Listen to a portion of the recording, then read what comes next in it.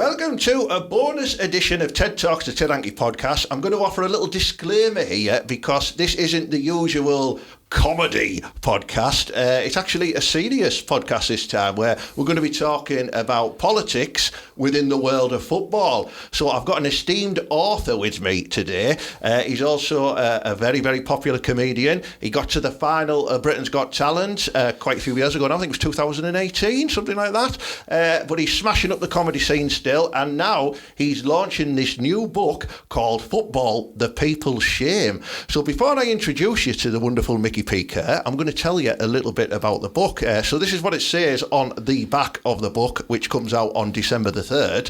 Football has always been the people's game, and even after 3 decades of clubs being loaded with debt, ticket prices hike and fans blasted with gambling ads, football persists as a source of solidarity, civic engagement and national and international pride.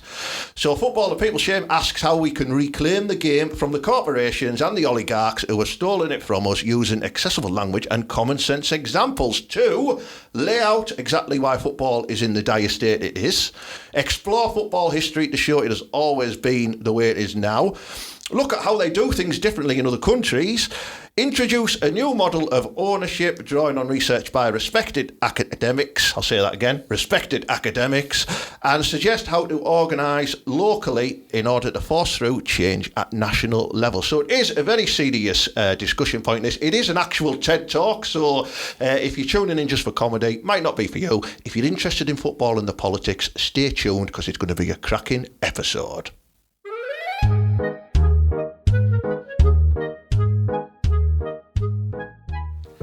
Well right, done, Micky, welcome. Welcome to the show. That was great. Did you like that? You'd think I'd rehearsed it, wouldn't you? That was great. I've not read all that. The publishing company wrote all that. Really? Yeah, all the bit about organising at the national level. I've not read that.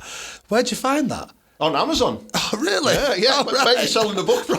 yeah. I don't go on there, mate. Oh, nice one. Yeah, so that's a good sort of premises there to sell the book, isn't it, really? Yeah, well, what I'm selling is a revolution. That's what I'm selling now. That's what I've come on this podcast to do. And I'm going to hopefully back this claim up, but I believe it's the greatest political idea of the 21st century. That is my claim. It's a bold claim and I like it already. It is a bold claim and I genuinely think it's true. Yeah. So basically the premise is this: you can run football as a public service, a really well-funded public service. Yeah. And I'm going to talk to you about how it can be done. Right. Let's crack on. Boom. Okay. The first thing I think about is that football's tribal. You know, we exist in our own clubs' bubbles, and we think small and we think short term. And there's nothing wrong with that because, you know, that's what you do as fans. Football's about escapism. You think about your own club, you think about the next game. Yeah. Maybe even the most you think about is a season. But as a result of that, no one's thinking about the bigger picture. The bigger picture doesn't exist in our psyche at all. We've taken our eyes off it.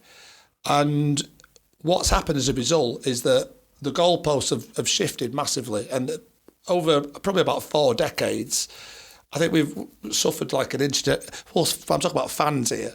This is an intergenerational defeat. Yeah. And gradually we've just been dispossessed more and more. And I think we're losing a war that we're not even fighting. Wow. That's the problem. And this is drawing a line in the sand and saying, right, let's fight back. Let's do this. And I've not just come on this podcast to moan about the state of the game, because everybody involved with football does that anyway. Of course, yeah. And cynicism don't change anything. What we need is new ideas. Yeah. So that's what I've come to deliver, you know. And before you conduct an experiment, which is what this is, it's a social experiment, you need a theory. So what I've spent 3 years doing is creating a theory. 3 years? Wow. 3 years, mate. Getting the publishing deal was a big thing as well because it's given me access to, like you said, academics, experts across a variety of different sectors, you know. And we've got it's pretty tangible. It's good.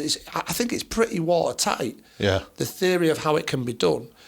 I think it's an unbelievable idea, and I mean that in 2 ways. The first thing is it's just unbelievably good, but the second is negative. It's unbelievable. I don't think people can believe it, but this is what I've come on to try and do is to change mindsets, and this is actually more. It's more believable than you can actually think. Football's not a big sector in the economy. It's really cheap. Yeah. And if you want to nationalise energy, it's going to cost a fortune, you know. And the thing, it's pretty hard to do, but football, as we'll find out, is incredibly cheap. And it's a lot more achievable than you realise this. And I suppose when people turn around and say, you know, everything's impossible at the start. If you want to, like, you talk about the process, I mean, I'm not comparing it to slavery, but it was, you know, banning slavery was impossible, you know, but it got done. But it got done, yeah. Yeah, and universal suffrage was impossible, but it got done. You could even look at someone like Farage in 2006. He was a really fringe kind of movement, was getting people out, getting Britain out of the EU. Yeah. 10 years later, he did it. Yeah. So I'm planting the seed of revolution. This is what we're going to find out now, and like I said, I'm going to back up the claim that this is the greatest political idea of the century so far. Brilliant. I mean, when I read the back of the book there, it really got me interested in thinking, where's he going to go with this? So you're taking this along the route of a revolution here, and that's you're like the Che Guevara of football. But there's no point in you can't just change little things. You've got to change it all. Yeah. If you want it to be the people's game. So the book's split into 3 parts. Part 1's what's happened to English football. Part 2 is the radical theory about how we can turn it into a public service. And part 3 is more a look at who English football supporters are as a whole, you know, English fandom. We're going to part that and not bother with part 3 on this. So this podcast is just about part 1, what's happened to English football, and then part 2, what we can do to change it. Brilliant. And if people want to know part 3, they can get the book. Absolutely, exactly. Absolutely, yeah. Great. All right, mate. Over so to what's you. this? Yeah, thanks, mate. So part 1, how did football transform from being the people's game, which it used to be called? Do you remember it being called the people's game? Oh, what decade was that in? When I was younger, we're the similar age, in the 80s. It was always referred to. It was always known as the people's game, but you never hear that. You never hear it anymore. No, you're right. I think subconsciously we all know it isn't. So how did it go from being the community sport basically into a globalised business that serves the wants of financial elites? Because that's all English football does now. What I'm about to explain to you is quite interesting in the sense that, you know, lots of people in this country, millions, maybe 10, 15 million of us love football, but no one understands the political process, the football's political journey, and it has got one. Yeah. So we're going to explain it now. But before we do that, we need to understand the Victorian regulation, because that's what was handed down to us. That's what football was. I know it's a cliche, but you can't understand the present without understanding the past, you know. And I don't want you to dismiss what the Victorians did as being naive or not fitting for the modern age, because it totally is. They professionalised football in about 1885, and there were a lot of people were going. They started getting gate receipts, and they wanted to expand infrastructure and build stadiums, and they also professionalised it as well. Now that was the people who invented football didn't want it to be professionalised. Easy for me to say, because they were rich people and they wanted to keep it amateur. Because otherwise, if you paid people, the poor could play. So it was seen as a rich person's pursuit. They codified it in the public schools in the 1800s. It was always the rich people, but they got usurped by a working class movement from below, basically. Right. And what was happening in the end was they were paying players. Factory owners would be paying them, the good players, and they'd be coming down and from Scotland a lot of the time. And the FA said, you got to stop doing it. They started banning clubs. They just threatened the FA with the revolution and said, we'll start our own federation, which is what you've got to do. If you want to upset the set, you've got to threaten them big, which is what we're going to do now. So in the end, they professionalised it because they were going to set their own up. So they didn't want to do it, but they did. Now football clubs are becoming professional. They want to turn them into PLCs, public limited companies. They want to start building stuff. So they went, okay, you can do that. But straight away from the off, because a football club is a club, it's a social club, isn't it? So the Victorians knew that, and they wanted to preserve this kind of club element. They created a really important piece of regulation called Rule 34, Rule 34 meant you're not allowed to take out dividends. You can't, stakeholders can't pay themselves out of the club. It's not allowed to do it. Essentially, they run as non-profit organisations. And if a club ever got liquidated, all the money went to charity. Wow. So it's a really, like, Rule 34 meant, a club is a business, but it's not really a proper business. Yeah. It's a community asset. So, like I said, you weren't allowed to take out shares. You just weren't allowed to do it. You couldn't extract money from a football club if you owned it. That's a really important piece of regulation.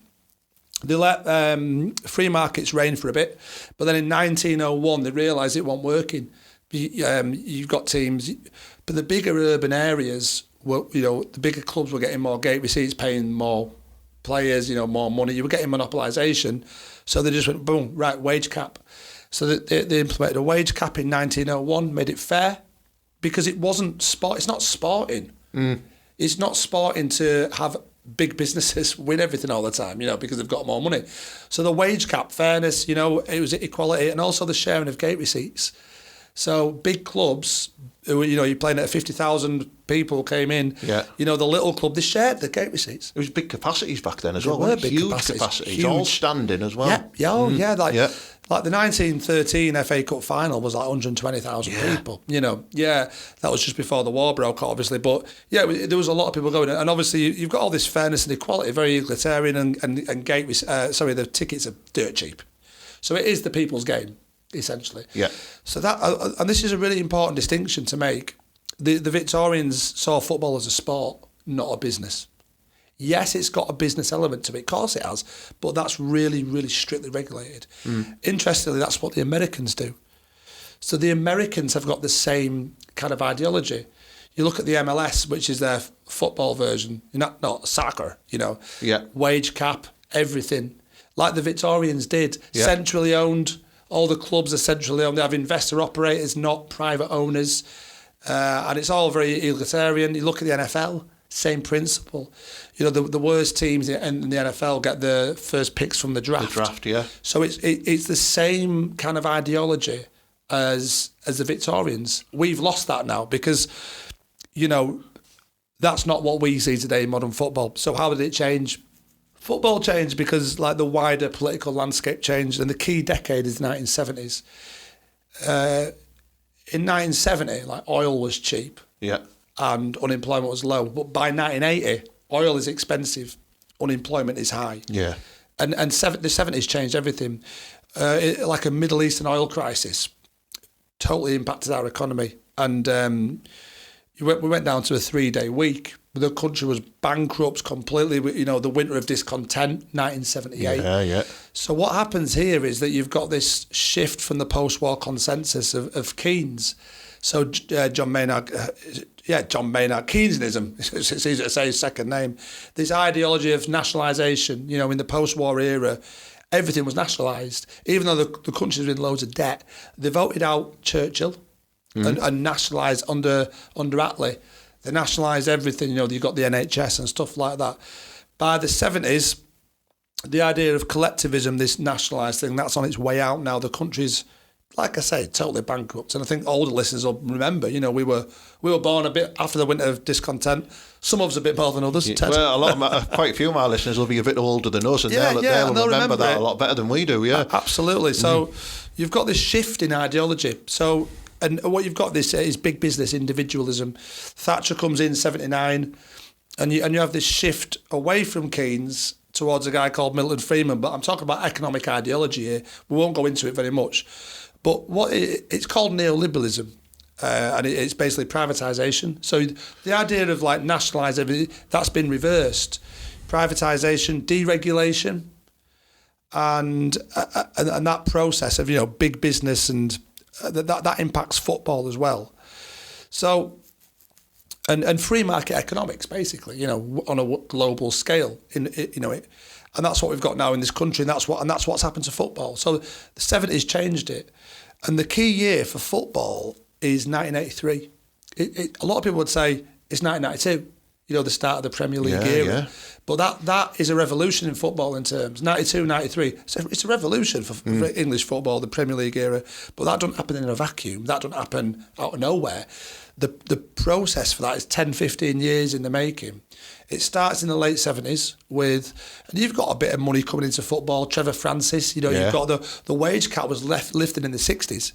So it's building up, but the 70s is key.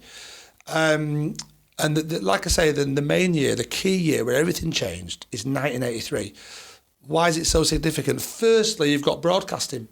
So you've got this duopoly, ITV, BBC, they're pumping money into the industry. For the first time, you've got regular, weekly televised football in the 1983-1984 season.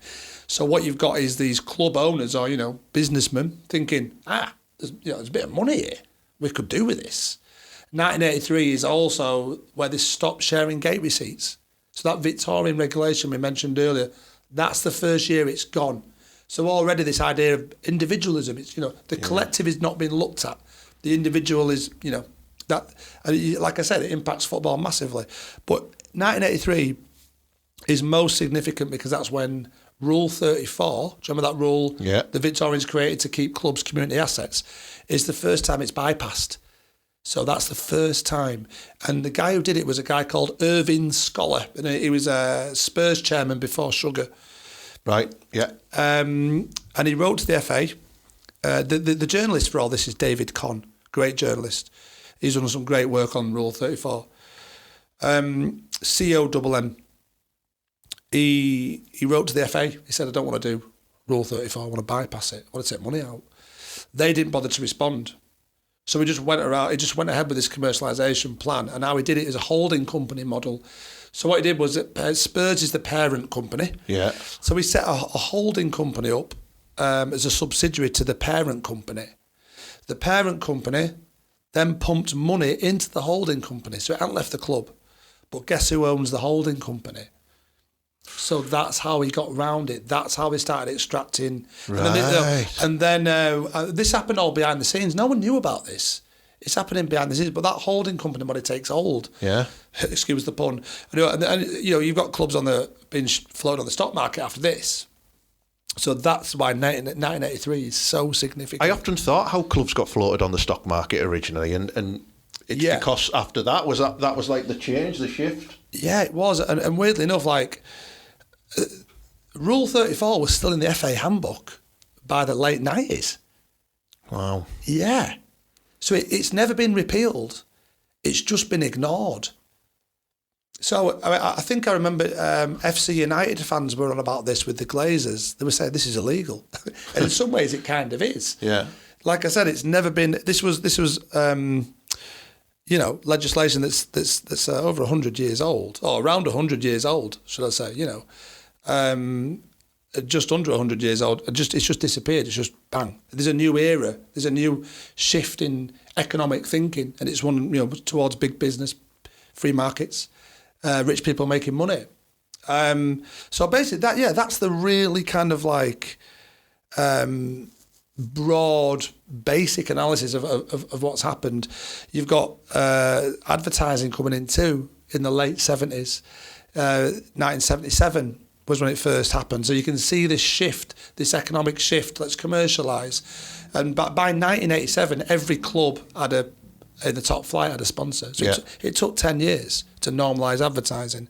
But then you've got a lot of incentives with this broadcasting coming in. So that's the shift. Basically, you've got technological advancements in broadcasting, and you've got a wider political landscape is shifting towards a cultural shift is towards business and commercialisation. Because obviously the sponsors on the shirt are now being advertised on the television as well. So yeah. Oh yeah, I mean, football. They banned. There was an advertising ban as late as 1972, and when it first came in, they were quite small because BBC regulation said you can't do sponsorship. So the regulations eventually just get ignored as the cultural shift, the wider political shift, and the psyche shifts. And that's the story of what's happened to English football. Wow, that's amazing. I've never even crossed my mind to even think about any of that. But when you realise there's a backstory behind how it got to where it is.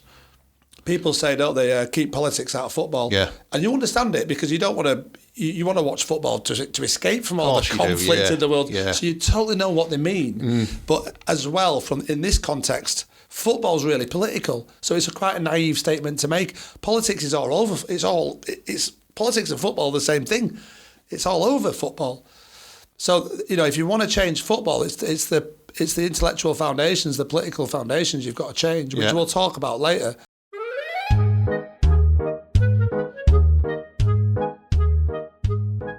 I want to talk now about monopolisation,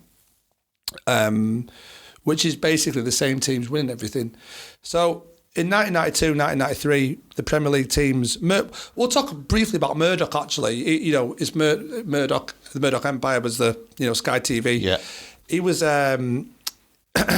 he got helped out massively. He got loads of political favours by the Tories because he's looking at... The 1990 World Cup changed everything.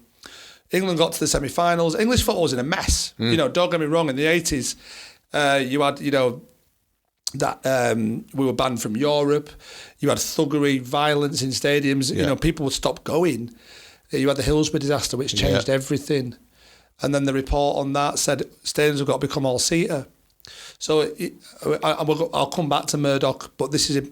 so the opposition were Labour, and they said, let's use the pools money to do it. £250 million in pools money was coming in. Public money, the pools was like an old form of gambling. Of course, yeah. And the Tories said, no, football was thrust more into the private sphere. Yeah, they just said, no, clubs can do it themselves. They could fund the transition to all-seater themselves, and they can do it by negotiating bigger broadcasting deals. So like the foundations of Murdoch's dream, they're just all been forged in a kind of perfect storm here. The 1990 World Cup, we're going back to it, 25 million people tuned in. Yeah.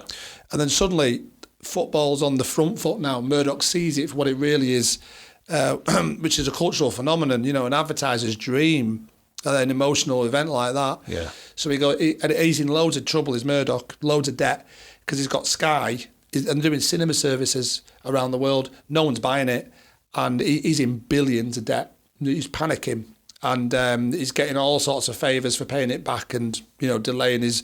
And the Tories are helping him out. He takes a punt on football. Now Kinnock was going to win. Kinnock was the Labour leader. Yeah, Neil Kinnock. Yeah, Neil Kinnock was going to win the 1992 election, and he was threatening to take Murdoch to the Monopoly Commission, which is 1965. This year, you can't get a monopoly; you're not allowed to do it, and that's exactly what Sky was. Yeah, probably still is, isn't it? Really? Yeah. So it basically, Kinnock's like, we're gonna take you to the cleaners here. You're not gonna get your little Premier League dream. So Murdoch massively backs the Tories with his papers and helps them win a surprise victory. Right. And John Majors comes into power in 1992. So Murdoch's got his dream. It's all the green light. Ignore the Monopoly Commission. He pumps the money into football. I mean, Murdoch massively fucks over the Tories again. That's Murdoch for you. In 97, he went to Blair. They were really pissed off about that, the Tories, because they did him a lot of favours. But anyway, here we are, 1992, 93, just over £60 million goes into the Premier League. And none of it goes to none of it goes into the League Two, Division 3 as it was then. And it's not shared evenly. It's the Big Five it's the Big Five then, not the Big Six. It had Everton in it. Everton, Liverpool, Manchester United, Spurs, Arsenal. Yeah. They're the ones that kind of work with Murdoch on the Premier League and making it happen. And a lot of the money went to those clubs. It's never been like a meritocracy where everyone gets the same. It's always been the bigger clubs get more. So let's compare it. 1992, 93, 60 million. By 30 years later, 22, 23, it's gone to 3 billion. So that's a 5,000% increase in 30 years. That's massive. It's massive, mate. So what's happening? The money's all getting sucked to the top, and the gap between the best and the rest is just expanding. Yeah.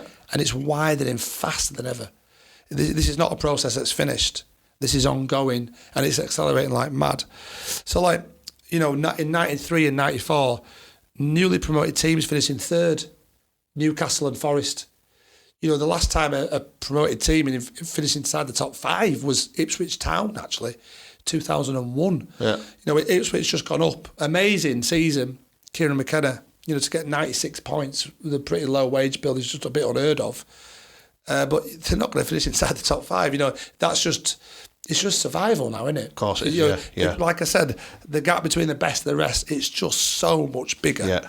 And I've seen that with Middlesbrough as well over the years when they've gone up and then they've invested in players, but they've still come back down as well. Yeah. And it's happened 3 or 4 times. Yeah, absolutely. Yeah. It happens. The harder, as this system goes on, the more likely it is that a promoted team will get relegated, and also that a relegated team will get promoted because you get your parachute. Your parachute payments, yeah. Yeah. So that I mean, last season all 3 teams went down, straight down.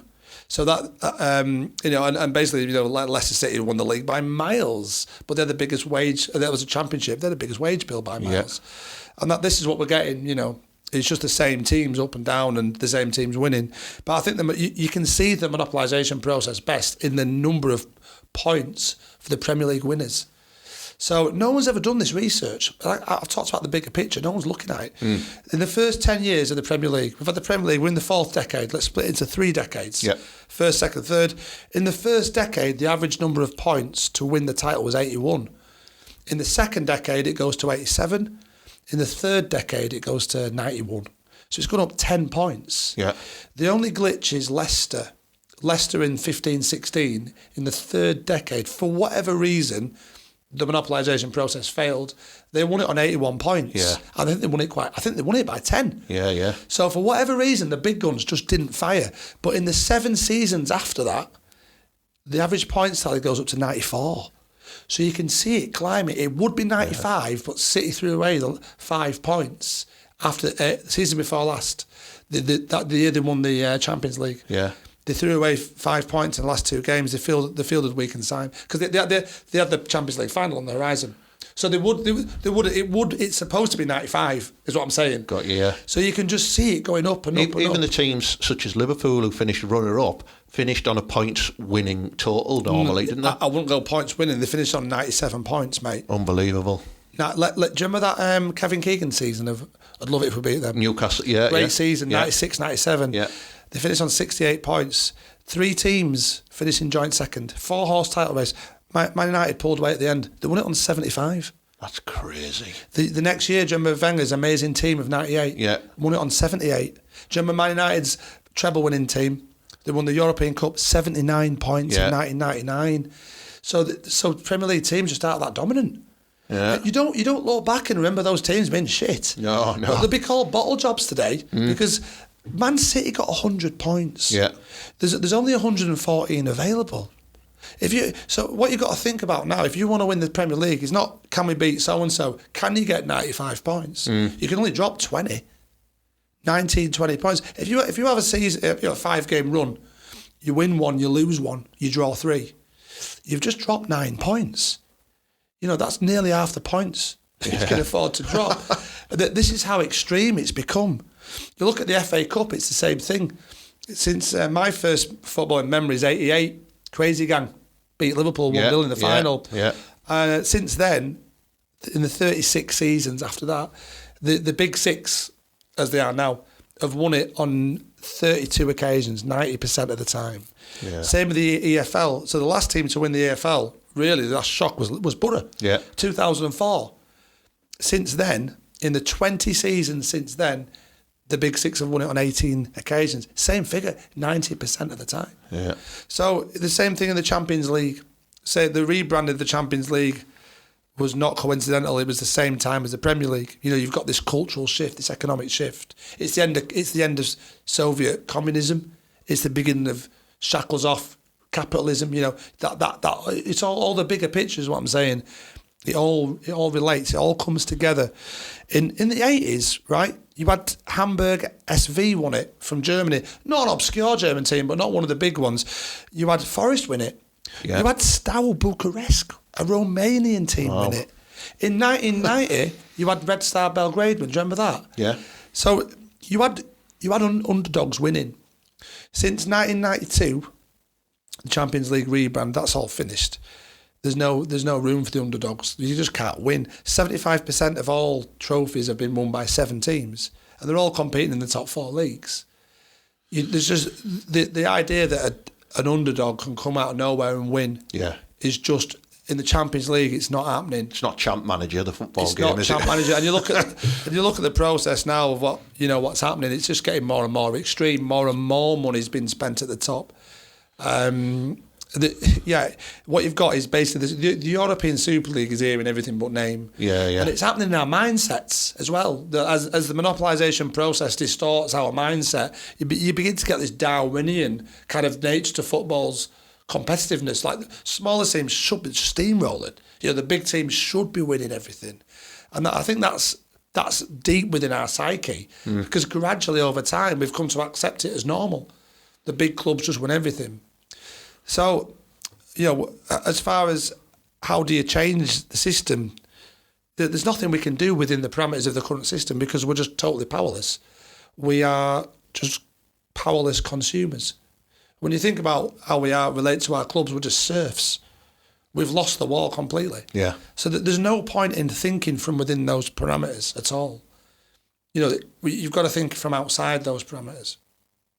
So are you ready for part 2? I'm ready for part 2, yeah, because I'm enthralled now.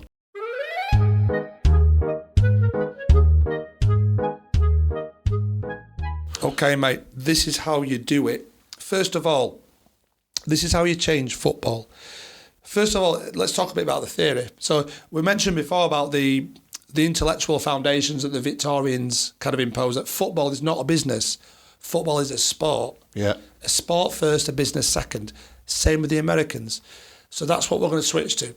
Football is going to become a sport. So instead of authoritarianism, over-commercialisation, individualism and monopolisation, which is what we've got now, we're going to switch to democracy, community, sporting integrity, that fair competition, and collectivism.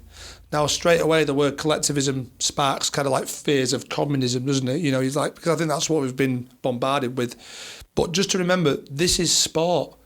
We're going to ring fence the football sector. It's not the wider economy. This is what the Americans do. You cannot label the Americans communist. It's a non-starter. It's nonsensical argument. We're going back to our own Victorian roots. We're also, a lot of the ideas I've imported from America. I'm going to talk about some regulation. It's American. We're going to use it in the Premier League. We're going to use it in not just the Premier League, English football, to make it fairer, to make it better. But at the same time, we don't want to lose our dominance as a global brand, and that we want to have the best league in the world. And we don't want to call it soccer.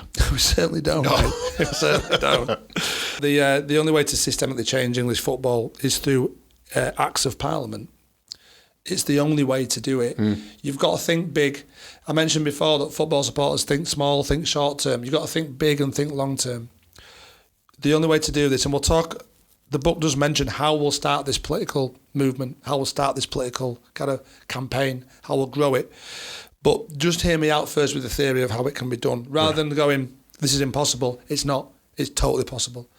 You've got to do it through acts of parliament. This is what's going to happen. All governing bodies will be replaced, the FA, the Premier League, the EFL, because they've totally failed English football. There's no point in listening to neoliberals or neoliberal sympathisers. They're all gone. All club owners will be removed as well. So, you can't just take someone's private property, can you? No. But you can. That's the whole point. And I'll mention why this is so timely now. This Brexit makes it possible. What I'm suggesting isn't possible inside the EU, because you can't just take their property, because they'll appeal to the European courts, and it's a really messy, drawn-out affair. And the EU is a very neoliberalised structure. And they like free markets. They don't want. They've actually got like legislation called the anti-liberalisation laws, or the liberalisation laws. Sorry. So it's got to be liberal. So this will be illegal, because what I'm going to argue for is a state monopoly, which is what we'll have on English football. It won't be owned by the state. It'll be owned by us. But I'll come back to that. So this is literally Brexit on speed. This is how you use Brexit. We're kicking out the unelected foreigners. We're restoring national sovereignty. This is what people voted for. Yeah. So what I've invented here is basically, in my opinion, I told you it was the greatest political idea of the century. It's quantum politics. It's right-wing, it's left-wing, it's centrist. It's the most rational way of running English football that I can tell, I can see. It's certainly far more rational than what we've got now. And it's totally achievable politically. So you can't take people's state property. So the state can't take people's property. You still can't do it because you've got the Human Rights Act of 1998. Now, a lot of people think we should use the European Court of Human Rights. People talk about migrants, leaving it for that to, send the migrants back kind of thing, because it protects poor people, but it also protects rich people. So people don't think about it that way, but it does. So there are occasions when you can actually take people's property. I want to use, this might feel like a tangent, but I want to talk about HS2. Now, HS2, before I go into the legal way we'll do this, HS2 is a railway line from London to Birmingham. Yeah. It cost 70 billion. It was supposed to come up north. Yeah. It hadn't. Better go through Leeds, isn't it? It was going to go to Sheffield, Leeds, Manchester. Yeah. I think up to Newcastle. Yeah. Obviously, it's stopping at Birmingham because they don't know what they're doing, and the contractors have been terrible. It's coming in at 70 billion, which is the figure's rising a lot. It's constantly rising. But if your house is in the way of that railway line, the state takes it. This is what you've got. You can take people's property if it's in the public interest, and if you give them, you've got to do it legally. So I talk about Acts of Parliament. Yeah, you can just do it and get this. The legality is weighted in favour of the state, because they're given, this is a legal term, a wide margin of appreciation for defining what is in the public interest. So you can do it, but you've got to pay them. You've got to do it legally. You've got to give them market valuation. Go back to HS2. You get your house taken off you, they'll give you just above market valuation for your house. So you go get another house. But, it's nice, isn't it? You'll get a bit more money than you should get, probably. So that's what we're going to do with the football clubs. You've got to do it legally. This is from the Human Rights Act of 1998.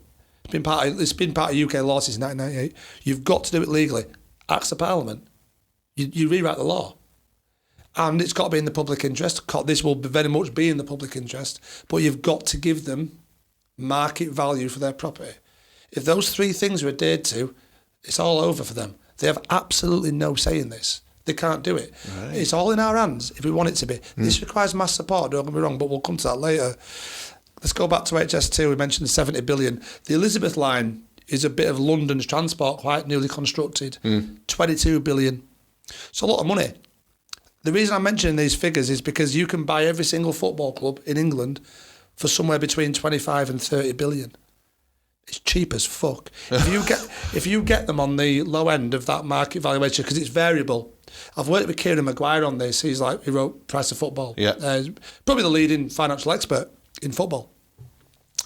25. If you get it at 25 billion, that's 2/3 the price of Track and Trace. You can buy every single football club in England combined for 2/3 the price of a fucking spreadsheet, mate. Have you got the Rwanda scheme in there as well? Yeah, well, these all add up to billions. But what I'm highlighting is the power of state spending. Yeah, this is cheap. You want to, and like talk about the energy companies. You want to nationalise them. It costs a fortune. Liz Truss gave them 130 billion. Yeah. For the privilege of ripping us off. Yeah. That's a lot more than 30 billion. You look at these, there's a big thing about Starmer and the pensioners kind of like winter fuel.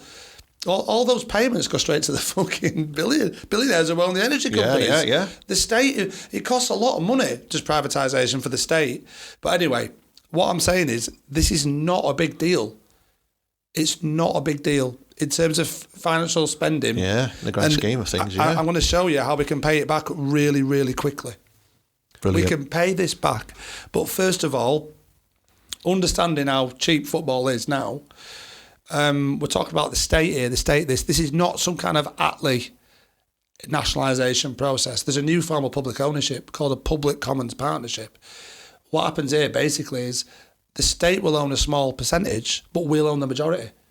We will literally own it. The state owns a small, very small percentage of it. We will own the vast majority. Paying members will own it. Subscribers to the football clubs. We will own our own football clubs. We'll just use the state as a lever to give them to us. So a public commons partnership is a new form of ownership. It's not owned by the state. It's owned by us and run democratically. So basically it's run like this. There's two parties that own it. The Common Association, which is commoners, which is us. Yeah. And the state. So the state is called the local authority. This is how they're governed. They're merged with councils.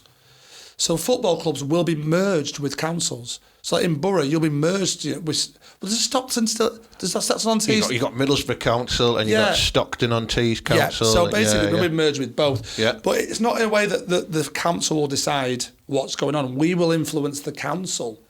So we'll have board members on the council side of things. For things like land purchases, you can just get them cheaper. Yeah. Because the council, they're just far away bureaucracy. They just spend money shittly. We're going to influence them. But you've got the local authority, you've got the Common Association, another body as well that Democrat is us. And the third way they'll be managed is the joint enterprise. That's a team of experts within a particular given field. So in our case, it'll be people who know how to run football clubs. Yeah. So you've got 3 democratic fora there. Basically, we've got the government on side and the local council on side. They do what we tell them, and we run our football clubs that way. So it's a public commons partnership, a PCP. It's a new form of democratic ownership where the state doesn't tell us what to do. We tell it what to do. Wow. So I want to talk about how we're going to run football and fund it as a public service. It's got everything to do with broadcasting. So at the moment, they sell the rights. The Premier League sell the broadcasting rights to different regions of the world. They sit back and bank the checks. Yeah. And each company, like the legacy media company, whatever region, will buy up the rights, market it, and sell it to their customer base. That's a really fractured and quite inefficient model. In what you can do, and the technology exists for this. So it's set up a single digital broadcasting service. So it all comes from one source and supplies the wider world. You can stream football. Amazon did it in 2000. It worked great. Yeah, the technology is really there. It's good. Yeah. It's only improving. They did a really good job. Yeah, they did. MLS is doing this already. They're in bed with Apple. So Apple have set up a digital tech platform that supply MLS football to the whole world. 200 million people pay upwards of 30 quid a month to watch Premier League football. Charge them £10 a month, bringing the price down. That's £24 billion a year. It costs about 500 million to run it a year. And Premier League wages at the minute are about £3.5 billion. So my question to you is, what do you want to do with £20 billion? We will own the broadcasting as part of a public commons partnership. Everything turns into a public commons partnership. The broadcasting will cost us nothing. All we've got to do is wait for the end of a contract cycle, or if we're impatient, just buy them out. Yeah. It's not that much. It's a few £1 billion a year, but you could just wait to the end of a contract cycle and take it all for free.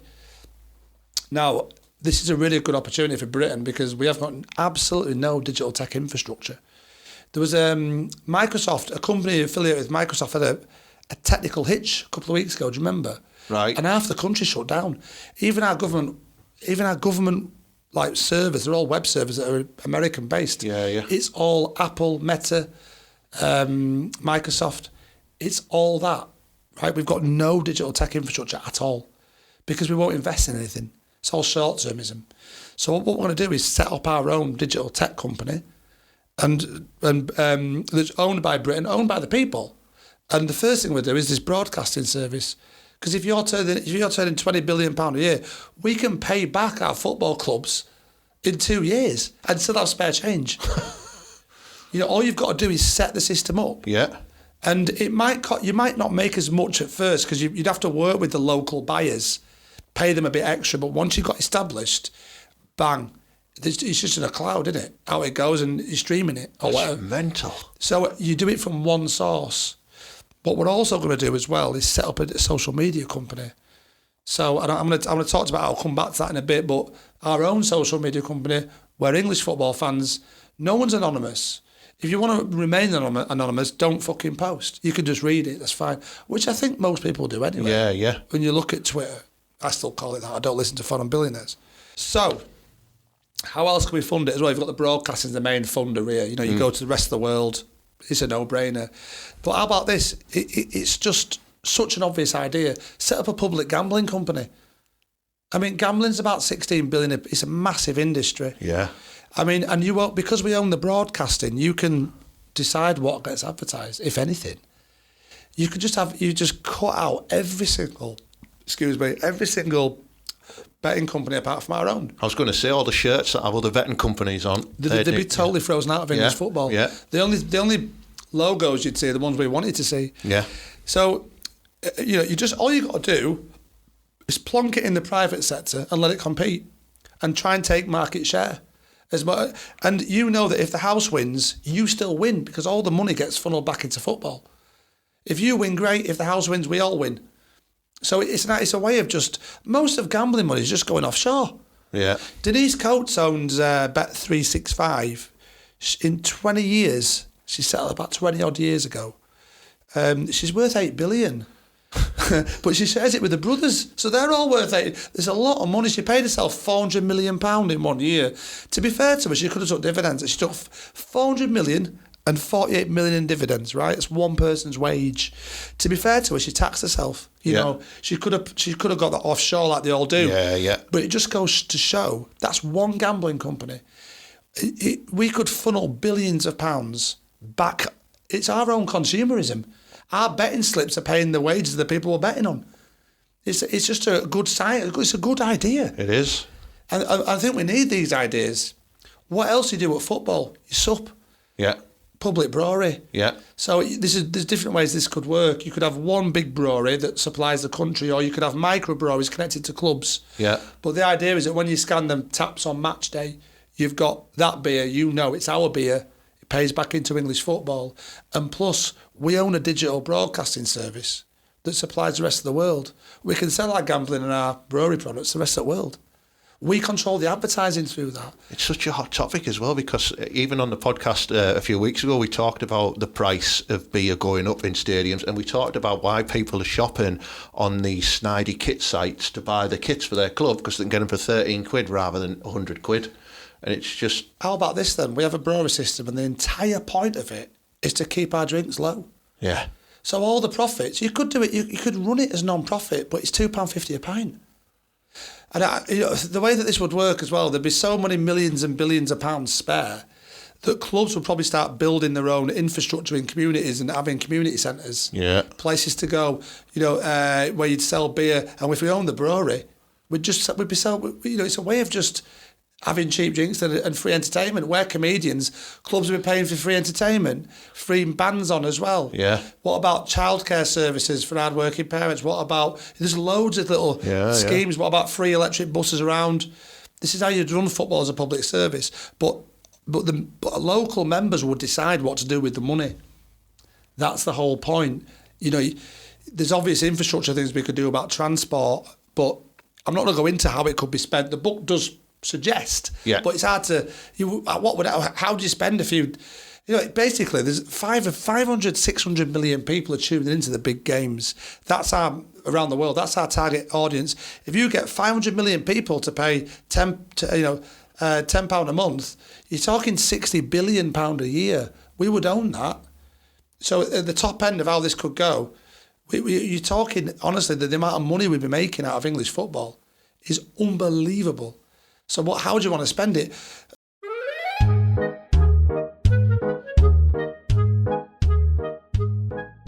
I'm going to go to the final thing about how we'd fund it before I talk about football clubs as PCPs. But we've got a huge trade deficit, which means we import more than we export. We don't make anything anymore. Manufacturing's basically gone to Asia. In a region like this, my family's from Stockton. My dad grew up in Stockton, so did my mum. I'm from Leeds. My granddad worked for ICI. Yeah. There was loads of manufacturing around these parts. That's all, that's all been gutted. Especially ICI, in the North East region Steel, in general. Yeah, it's all gone. What we can do is shirt manufacturing, replica shirts. At the minute, you've got Nike, Adidas, Umbro. They're all gone. We'll do them ourselves and we'll do them on these shores. So we'll literally bring manufacturing onto these shores. Nike and Adidas won't be able to make any English football tops because the people around the world aren't buying them because of Nike. They're buying them because of Man United. Of course, They're buying them because they're Liverpool fans. Yeah. Arsenal, whatever it might be. You support the club, not the bloody brand. So, and they're making millions of shirts a year. So we can run it as non-profit again. Just the trade balance and the jobs. And also, you'd probably have to put some offshore, go abroad, probably Asia. But it gives you geopolitical leverage then. You can start talking to nations, different Chinese are struggling for jobs. We can give you 5,000 jobs in that city. Do us some. It gives us geopolitical leverage. We own all the broadcasting, and clubs can still make their own deals with Nike and Adidas. You can still make jackets or whatever. Yeah. So you can still do those deals yourself. So clubs will be getting funded from a central source, but they'll also have their own commercial operations. Football clubs will become public common partnerships with members paying in. We'll pay £10. This is a theoretical model. £10 to your football club, but you'll also pay an extra £1 to belong to the wider manufacturing kind of industry that we've created through football. You're talking about shirt manufacturing, a gambling company, a brewery system, and a worldwide digital broadcasting service, really powerful corporation, a social media company. So it's a huge manufacturing sector.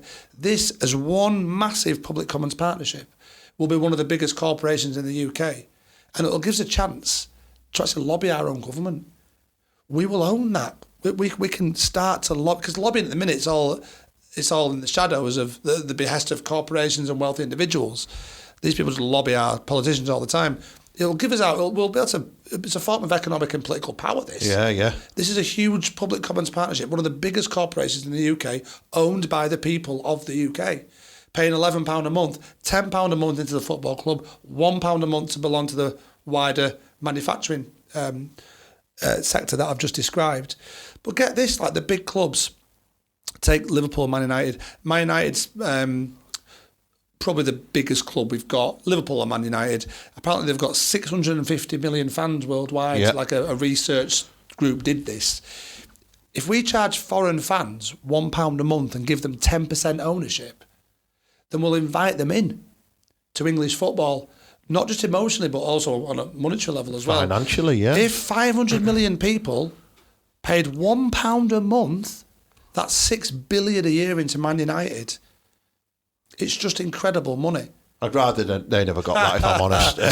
Liverpool would be the same, but the idea is you've probably got about 1 billion people on this planet that want to be engaged with this. Yeah. And it's our job to go out there through the broadcasting system, which each club have its own channel. So you'd be appealing to the Chinese middle class is 400 million people. Yeah. Sign me 2 Chinese strikers straight away. You want that. You want them involved. And clubs do that, don't they? They do buy these players from these countries because they know it's commercial. It is commercial. Yeah. So you want. I think what you get here is you get clubs standing for something, and probably different parts of the world and different parts of different cultures, different clubs would be affiliated with each other. So if you can get a little foothold in China, you may be a little foothold in North America. There's a lot of rich people there and a lot of merch you could be selling, but because these days you're just top-down businesses that are doing what they've got to do and rip us off because that's the ideology. You've got to just make as much money as you can, and the new rules about financial fair play, all they're doing is protecting the bigger clubs. FIFA have gone with that. They want the bigger clubs. They need the bigger clubs. It's a racket. That's all it is. Yeah. So this is a way of I suppose, of politicising football, but also showing our cultural side as well. And what do you want to stand for as a club? Now, it's an interesting question. And no one's ever asked you what you want as a fan. What do you want? That's all I've done. I've decided what I want, and I've gone for it. Yeah. And all you've got to do is persuade everyone else to follow you. But like I said, this idea is so good. The more you think about it, the better it gets. So honestly, there's so much I'm not talking about how it can help the country. And what we're doing is reverse engineering neoliberalism. Not a lot of people know what that means. You're doing the opposite of this idea of privatisation, deregulation, free markets. What you've got to do in football is control the market. That's what the Americans do. That's what the Victorians did. So what I want to chat to you now about is a bit of regulation how do we keep the best? How do we keep the best? Well, I tell you what, I've got 4 guiding principles of what English football should be, how it should be regulated. This is just an opinion. Create profit. The idea of debt is ridiculous. You don't need debt. So football should be managed in a way that creates profit. Ensure world-class players sign for English clubs. That's key. Oh, yes. Encourage homegrown talent.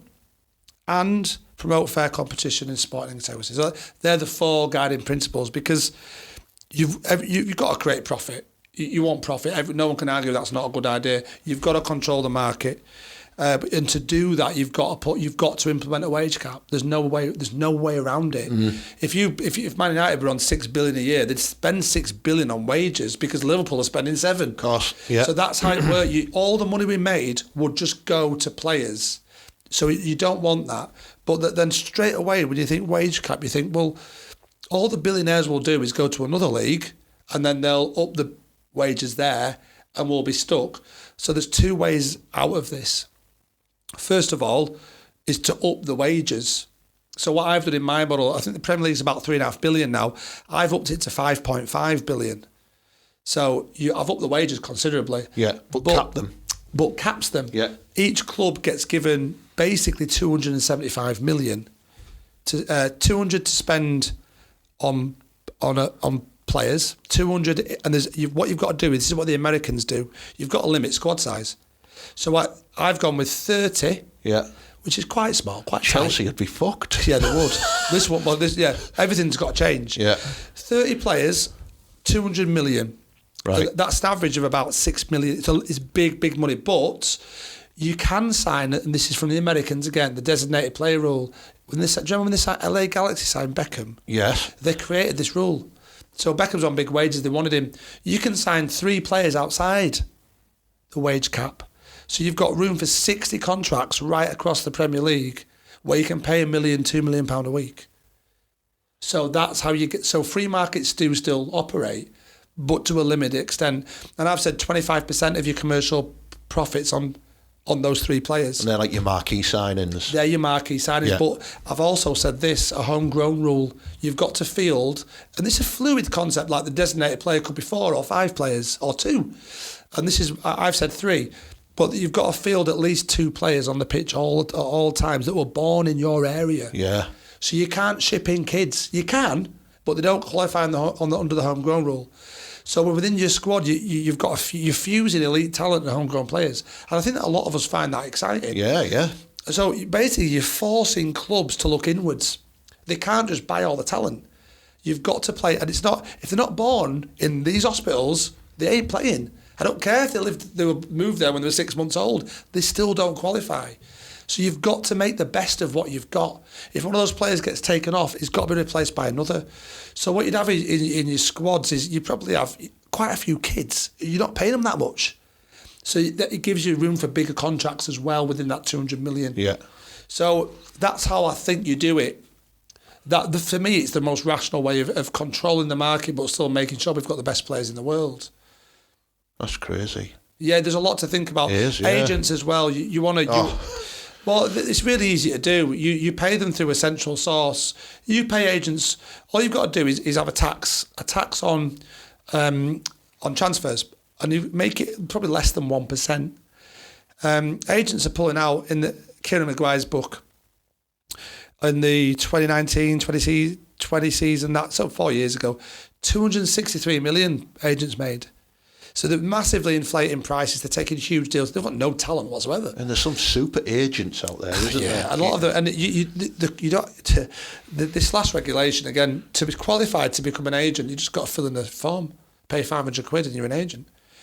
Yeah, this is damaging for the players as well because some don't know what they're doing. Yeah. So all you got to do is train them, regulate them, pay them from a central source, and they receive personally 0% on every transaction they do.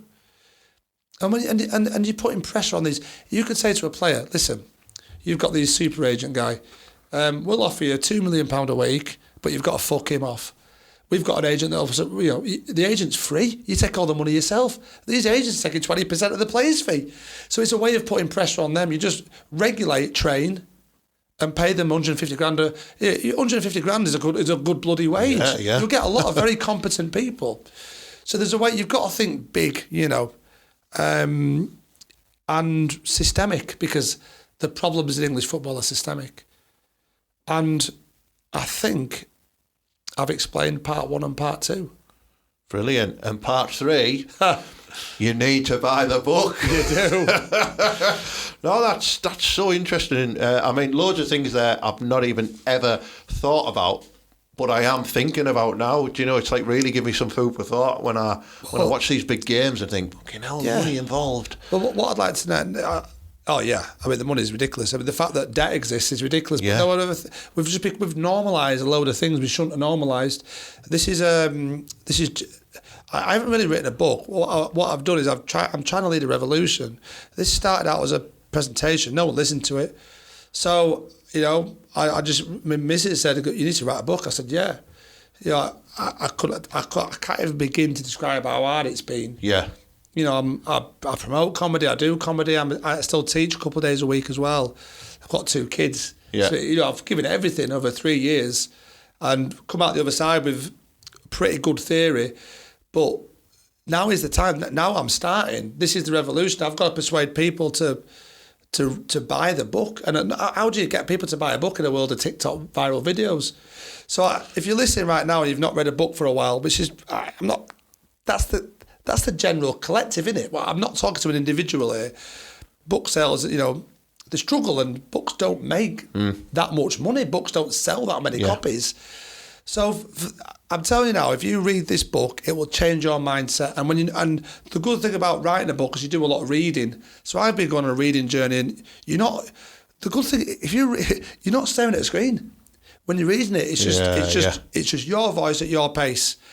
You've got to buy this book. I'm not asking you to stand up yet and fight back. I'm just asking you to think about it. Yeah. Because this idea, it gets better and better and better. And what I need to do, the publishing company is saying this and that. I said, no, I don't need anyone to promote this. What I'm going to do is go to every single club. I went to Leeds. I did Stoke City last week, and this is the 3rd time I've done this chat. So I need to be on a Boro podcast. Of course I do. Yeah. I could do this too. Football's a really interconnected network. They talk about the 92, but it's bigger than that. Like, I've got some mates that are York City fans, massive club. Yeah. So, they're getting thousands in there. So this is a way of promoting and planting the seed. If I can go to every club, mate, I reckon I can speak to 10 million people. Buy the book. I'm not saying it's the finished blueprint, but it's just an idea.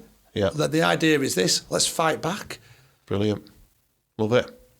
Well, there you go. If you heard that there, Matters, then, if you are connected to a club, even somebody who's in the game, get them on this, get them looking at it, get them watching this, getting the book, sharing it, because more people need to read this. It comes out on Amazon on December the 3rd. It's available on Kindle. It's also available on paperback. As Micky said, though, paperback's better because it takes you away from the screen, so bear that in mind.